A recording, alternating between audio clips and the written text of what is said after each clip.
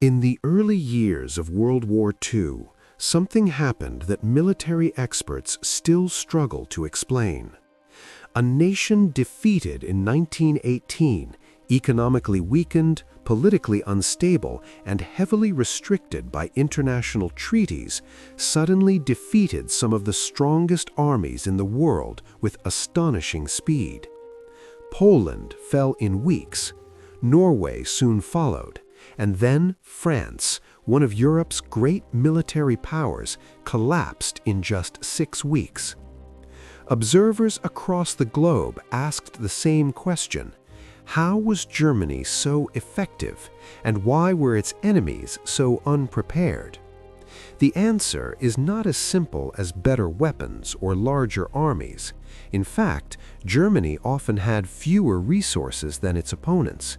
So what gave them this extraordinary advantage? To understand that, we must begin not in 1939, but 20 years earlier, in the ruins of the First World War, where a defeated army quietly began reinventing the future of warfare. When World War I ended in 1918, Germany faced humiliation and restriction. The Treaty of Versailles reduced its army to just 100,000 men. Tanks were banned, aircraft were forbidden, heavy weapons were severely limited. Many believed Germany would never again pose a serious military threat. But inside German military academies, officers reached a different conclusion. If they could not build a large army, they would build a smarter one.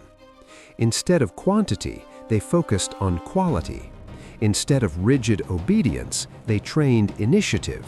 And most importantly, they asked a dangerous question: what if the next war could be won before the enemy fully understood it had begun?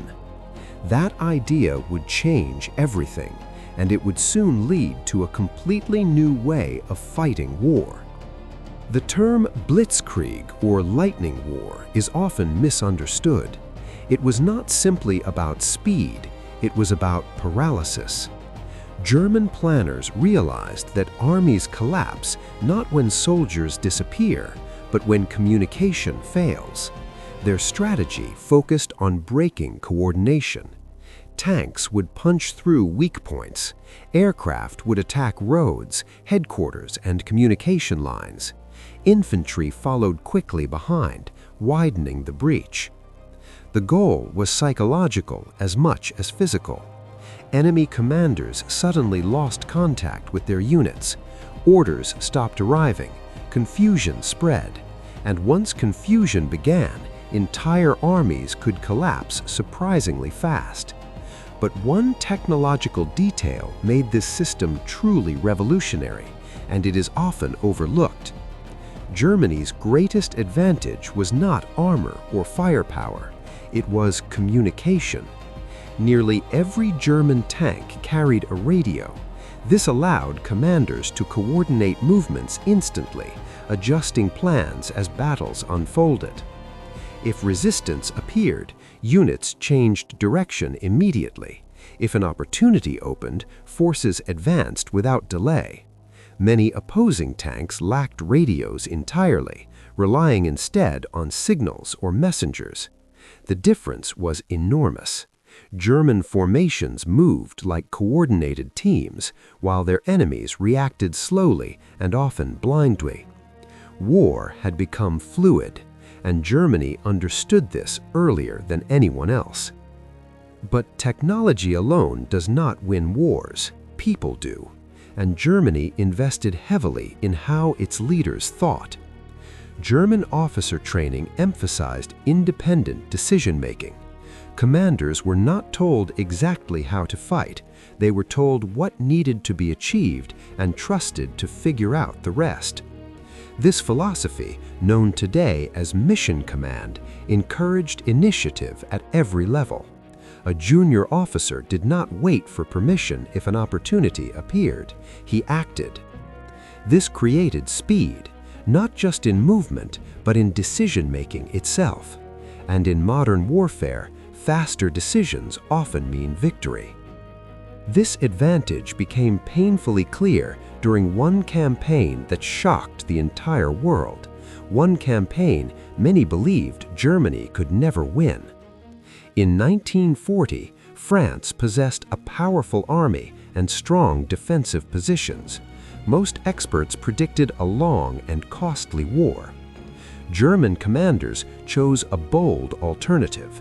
Instead of attacking where expected, they advanced through the Ardennes forest, terrain considered unsuitable for tanks. It was an enormous gamble. If the advance failed, German forces could be trapped. But the risk worked. German armor moved faster than Allied commanders believed possible.